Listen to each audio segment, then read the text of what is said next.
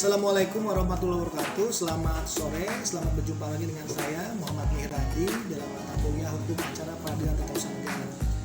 Teman-teman mahasiswa, ini memang masa-masa sulit ya. Sebenarnya saya senangnya tetap muka karena yang kita bahas ini sebenarnya harus pakai instrumen tatap muka. Tapi oke lah, karena kondisi ya COVID-19 itu luar biasa menyerang di mana-mana, maka kita akan gunakan media ini. Bahasan kali ini membahas dua hal sebenarnya. Yang satu adalah mengenai kontroversi keputusan tun fiktif negatif dengan keputusan tun fiktif positif, karena ini juga ditanyakan oleh beberapa teman melalui WA ya, dan menjadi materi yang sebenarnya dibuat paper, tapi saya merasa banyak pemahaman yang bermasalah. Yang kedua nanti akan kita bahas juga mengenai alasan-alasan menggugat di peradilan tata usaha negara. Baiklah, kita mulai saja dari keputusan tata usaha negara fiktif positif. Di Undang-Undang Nomor 5 Tahun 1986 Pasal 3 itu dirumuskan, nanti bisa dilihat undang-undangnya, mengenai adanya ketentuan bahwa badan atau pejabat tata usaha negara itu kalau tidak mengeluarkan keputusan tata usaha negara itu dianggap mengeluarkan keputusan. Jadi sikap diam seorang pejabat ketika ada permohonan untuk mengeluarkan keputusan, maka sikap diamnya itu dianggap sudah mengeluarkan keputusan. Dan di ayat 2-nya dikatakan itu ditunggu dulu jangka waktunya. Misalnya di peraturan dasarnya jangka waktunya sebuah izin misalnya 30 hari harus terbit. Ternyata lewat dari 30 hari, maka itu dianggap sudah terluar keputusan yang isinya di ayat 3 itu adalah negatif, penolakan. Jadi intinya pasal 3 itu menceritakan begini. Apabila teman-teman mahasiswa misalnya ke kantor kelurahan atau kantor kecamatan mengurus misalnya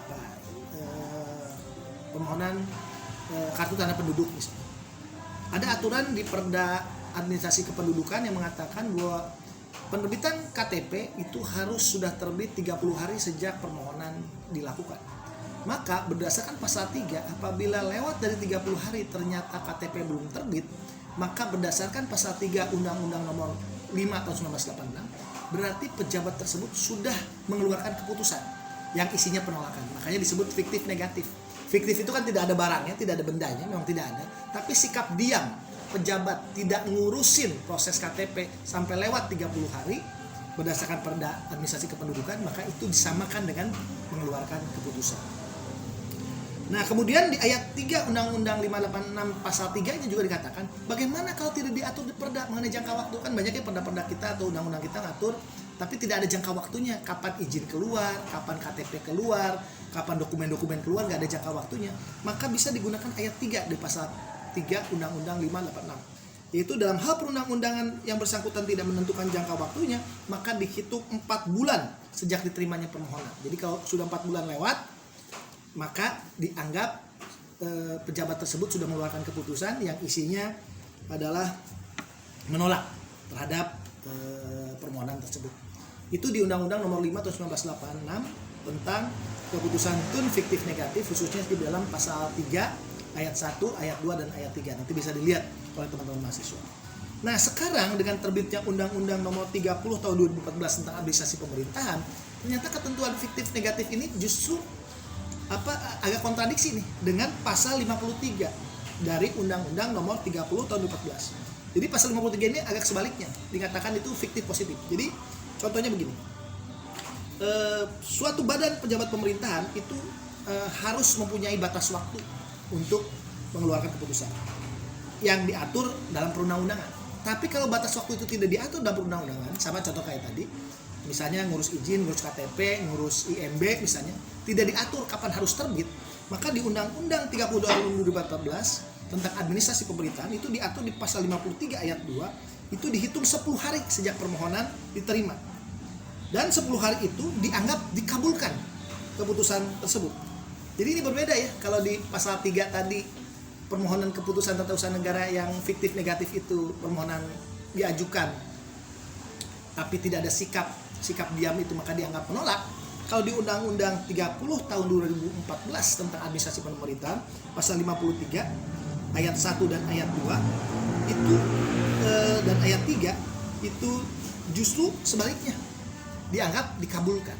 Nah, kalau ternyata izin tersebut sudah lewat 10 hari ternyata tidak dikeluarkan lalu dianggap dikabulkan, maka di sini kita yang mengajukan permohonan dapat mengajukan ke pengadilan untuk mengeluarkan penetapan bahwa pengadilan itu menyatakan bahwa keputusan tersebut harus diberlakukan. Jadi keputusan tentang pengabulan dari aturan-aturan pasal 53 tadi.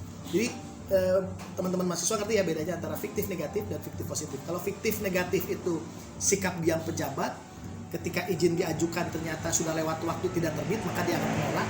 Kalau fiktif positif itu sikap diam pejabat setelah lewat waktu ternyata dianggap mengabulkan. Jadi yang satu menolak, yang satu mengabulkan. Hal yang kedua yang menarik adalah mana yang dipakai, fiktif negatif atau fiktif positif, karena ini Undang-Undang 30 tahun 2014, mohon maaf ya kepada pembentuk undang-undangnya, bukan saya kritik nih, ini tidak mencabut Undang-Undang nomor 5 tahun 1986. Jadi undang-undang ini menyimpangi Undang-Undang 586, tapi sisi lain tidak mencabut.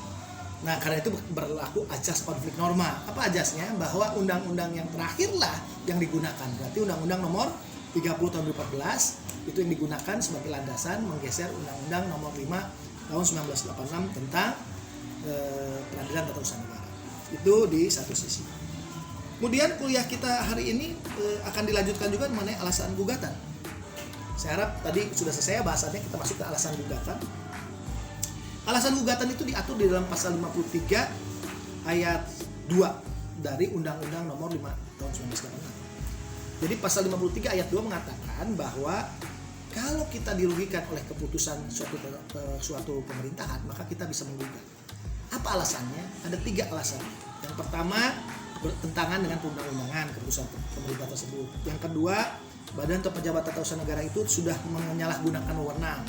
Dan yang ketiga, badan atau pejabat tata usaha negara itu telah sewenang-wenang dan menerbitkan keputusan tata usaha negara itu. Nah, itu diatur di pasal 53 ayat 2 huruf A, huruf B, huruf C dari Undang-Undang nomor 586. Tapi sekarang sudah diganti oleh Undang-Undang nomor 9 tahun 2004 tentang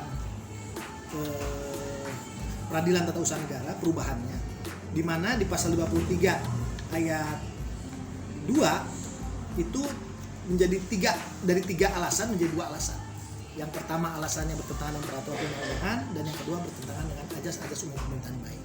Nah, mengenai ajas-ajas umum pemerintahan yang baik, saya harap teman-teman mahasiswa punya tugas ya, ingat lihat materi hukum administrasi negara apa saja itu ajas-ajas umum pemerintahan yang baik.